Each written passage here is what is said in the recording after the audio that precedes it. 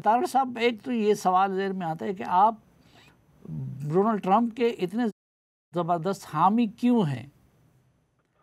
देखें, एक तो उसकी सबसे बड़ी वजह ये है, मैं बताना चाहूंगा कि इस वक्त आपके देखने वालों को ये पता होना चाहिए कि अमेरिका के अंदर जमहूरियत में हिस्सा लेना एक पब्लिक सर्विस है, ये जी। कारोबार नहीं है। डोनाल्ड ट्रंप साहब पैसा कमा के सियासत में आए वर्सेस बाइडन या दूसरे सियासतदान जो हैं वो सियासत में आके पैसा कमाते हैं। तो मैंने मैं खुद एक कामयाब बिजनेसमैन हूं। मैं हमेशा ये समझता हूं कि ये एक पब्लिक ड्यूटी होती है, कौम को सर्व करना होता है, बजाय कि इसमें आके कारोबार किया जाए, ठेके लिए जाए, कमीशन किकबैक लिए जाए। तो मैं इस वजह से डोनाल्ड ट्रंप साहब के साथ हूं 2016 से। और दूसरा, अगर देखा जाए तो इस वक्त अमेरिका को यही प्रॉब्लम है। एक पार्टी जो है उस बिल्कुल सोशलिज्म की तरफ जा चुकी है, मिडिल ग्राउंड की कोई रिप्रेजेंटेशन नहीं है, और एक एवेंचुअलिस्ट वोट है, फार राइट और फार लेफ्ट पे चले गए हैं। जरूरत इस चीज की थी कि मिडिल ग्राउंड पे आया जाता, और मैं इन वैल्यूज पे बिलीव करता हूं। और दूसरा पॉइंट ये है कि मैंने अमेरिकन ड्रीम बाय किया है। अमेरिकन ड्रीम बाय करने का मतलब है कि आप रिपब्लिकन फिलॉसफी से एग्री करते हैं। मैं वहां पे सोशलिस्ट एजेंडे के लिए नहीं गया था, वहां पे वेलफेयर लेने नहीं गया था। मैं एक मार्केट प्लेस पे, कंपैरेटिव मार्केट प्लेस में जाके कम्पीट करके कामयाब होना चाहता था। तो ये वजूहात हैं कि मैं डोनाल्ड ट्रंप साहब के साथ हमेशा अटैच रहा हूं 2016 से। 2016 से आप डट के उनके साथ हैं, तो जवाब में उनकी तरफ से भी आपको कुछ मिला है? देखिए, मैं खुद जिस तरह डोनाल्ड ट्रंप साहब वॉशिंगटन डीसी को सीख रहे हैं, गवर्नमेंट को सीख रहे हैं, मेरे लिए एक पहला मौका था 2016 का, जिसमें मैंने खुद पहली दफा व्हाइट हाउस को या कैपिटल हिल को पहली दफा इतने करीब से स्टडी किया। मुझसे भी कुछ गलतियां हुई जो डोनाल्ड ट्रंप साहब से हुई, और उसी का नतीजा है कि मैं एडवाइजरी पोजीशन तक ही रहा, आगे नहीं बढ़ सका। मैं 2020 में मेरी पोजीशन 2016 से भी ज्यादा बेहतर थी। मैं एक वाहिद पाकिस्तानी हूं जिसका पोर्टफोलियो, तस्वीर, पूरा बायो जो था वो डोनाल्ड ट्रंप साहब की ऑफिशियल इलेक्शन वेबसाइट का हिस्सा था। मैं समझता हूँ मेरे लिए बहुत बड़ा एजाज है कि मुझे इतनी इंपॉर्टेंस दी जाती रही, लेकिन 2020 में फिर वो इलेक्शन हार गए। फिर अल्टीमेटली मैं अपने लर्निंग प्रोसेस के आसपास ही फिरता रहा, कुछ उससे ज्यादा स्ट्रॉन्ग चीजें मैं अकम्प्लिश नहीं कर पाया। लेकिन आज मैं समझता हूँ कि मेरी सबसे ज्यादा जो कामयाबी ये है कि आज 52% मुसलमान डोनाल्ड ट्रंप साहब को एंडोर्स कर रहे हैं, उनके साथ खड़े हैं, और आज उनको समझा जा रहा है कि ये एक पीस प्रेसिडेंट साबित होंगे, दुनिया की जंगें खत्म करेंगे, जंगें खत्म करने की सलाहियत रखते हैं। मैं समझता हूँ ये बहुत बड़ी बात है। मैंने जब सफर शुरू किया था तो सिर्फ 7% मुसलमान डोनाल्ड ट्रंप साहब के साथ थे। आज शुक्र अल्हम्दुलिल्लाह कि मिशिगन स्टेट सारी साथ खड़ी है। कई शहरों के जो मुसलमान मेयर हैं उन्होंने एंडोर्स किया है, और he is very popular among the Muslim American as well. वो तो मुस्लिम अमेरिकन में पॉपुलर हो गए, लेकिन दरमियान में उन पे केसेस भी बने, उनके कुछ नेगेटिव चीज़ें भी सामने आई। तो उसके बाद भी आप समझते हैं कि डोनाल्ड ट्रंप ही की हिमायत करनी चाहिए? बिल्कुल, उसका एक बड़ा वाज़ेह जवाब है। मैं बताना ये चाहूंगा कि दर हकीकत सियासी इंतकाम है सारा। ये केसेस क्या है?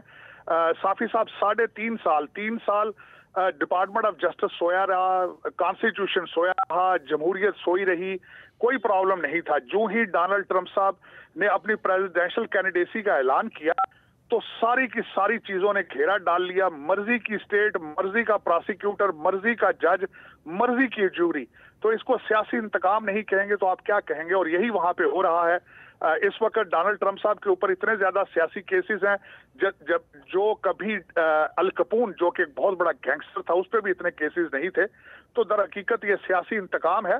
उनका कैरेक्टर इतना स्ट्रांग होता, इतना फिशी होता तो $10 बिलियन की एम्पायर ना बना पाते वो। दर हकीकत ये सारी एग्जैजुरेशन है, और लेफ्ट विंग जो है वो खुल के डिपार्टमेंट ऑफ जस्टिस, FBI इस वक्त उनका टूल बन चुका है। लेकिन यही चीजें ठीक करने के लिए डोनाल्ड ट्रंप साहब दोबारा इंशाल्लाह व्हाइट हाउस में होंगे। आप क्या समझते हैं, वो इलेक्शन जीत जाएंगे? इस मरतबा जीत थोड़ी सी मुश्किल नहीं हो गई है? नहीं साफी साहब, अगर देखा जाए तो 2016 में जब मैं डोनाल्ड ट्रंप साहब के साथ ट्रैवल करता था तो CNN उस वक्त भी यही कहता था कि डोनाल्ड ट्रंप साहब हार चुके हैं, हिलरी क्लिंटन जीत चुकी हैं। दर हकीकत ऑन ग्राउंड रियलिटी कुछ और होती थी। आज अगर कोई कॉमन सेंस रखने वाला इंसान अगर थोड़ी देर के लिए पूरी दुनिया को स्टडी करे, जो जंगें जारी हैं, दुनिया जल रही है, 45,000 से ज्यादा फलस्तीनी निहत्थे फलस्तीनियों का कत्लेआम हो रहा है, जेनोसाइड हो रहा है। यूक्रेन $295 बिलियन यूक्रेन को प्लेट में रख के दे दिया गया, हालांकि वो जंग अमेरिका की नहीं है, वो यूरोपियन जंग है। तो दर हकीकत इस वक्त जो हालात चल रहे हैं, फॉल ऑफ काबुल के बाद हमारा पेंटागन डीमोरलाइज्ड है, हमारी पुलिस डीमोरलाइज्ड है, हमारे बड़े बड़े जो शहर हैं जिस तरह शिकागो, न्यूयॉर्क, बाल्टीमोर, ये सारे गाजा का नक्शा पेश कर रहे हैं।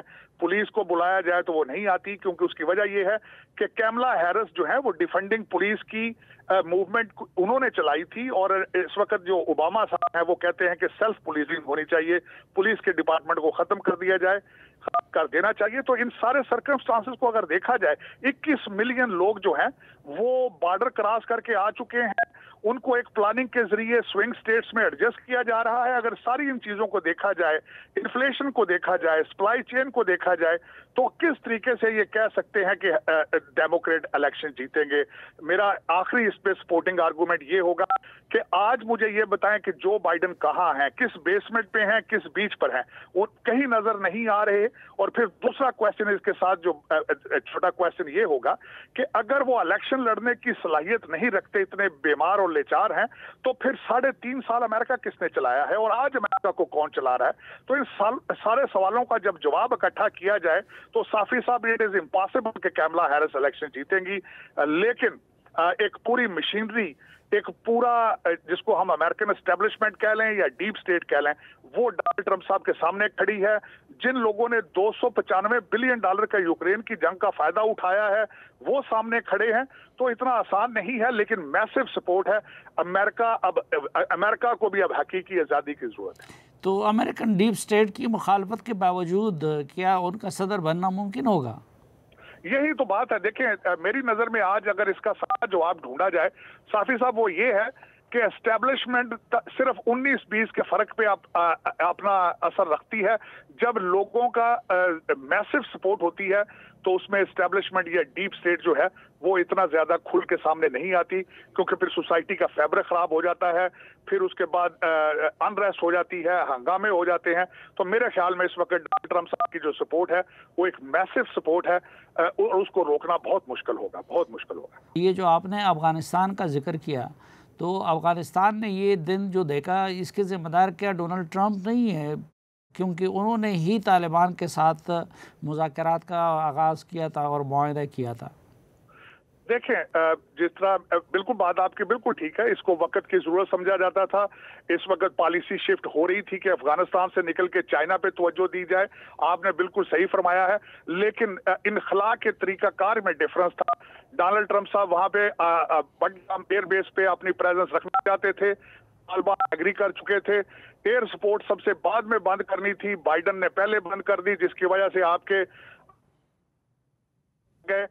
फिर तरीकाकार, इनखला के तरीकाकार में डिफरेंस था, वरना निकलना तो ये जरूरत थी अमेरिका की कि अपने सोल्जर्स को वापस लाया जाए। लेकिन 11 डेड बॉडीज को उठा के रात के अंधेरे में भागना वर्सेस डोनाल्ड ट्रंप का इनखला, ये सबसे बड़ा डिफरेंस ये था। लेकिन जो कामिला ने डिबेट में भी उन पर एतराज़ किया कि अफगान गवर्नमेंट को बाईपास करके उन्होंने तालिबान से बराह रास्त मुज़ाकरात किए, जो खराबी की बुनियाद बनी। देखें, ये तो दर हकीकत अगर देखा जाए तो उस वक्त की अफगान गवर्नमेंट जो थी वो भी डबल गेम करती थी। इस चीज के भी इशारे लोग बातें वहां करते हैं कि they were not sincere with the regime, American regime at the same time. लेकिन अब असल स्टोरी फिर किसको पता हो। लेकिन उस अफगान हुकूमत जो थी वो काबुल के अंदर सिर्फ एक काबुल के मेयर की पोजीशन में थे उस वक्त के सदर। अगर उनका इन्फ्लुएंस स्ट्रांग होता तो शायद ये इनखला इस तरीके से ना होता। लेकिन ultimately that planning and that policy was